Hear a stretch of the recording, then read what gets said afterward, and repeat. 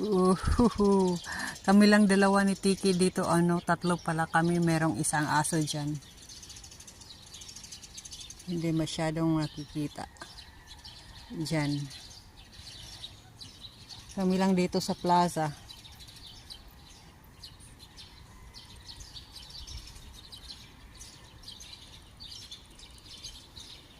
Si Tiki takot bumaba kasi naririnig niya mga iba't ibang ingay gaya ng huni ng ibon, tahol ng mga aso sa malayo.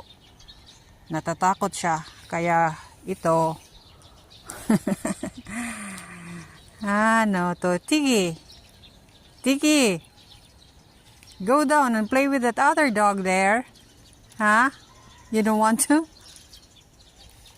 Takot talaga siya.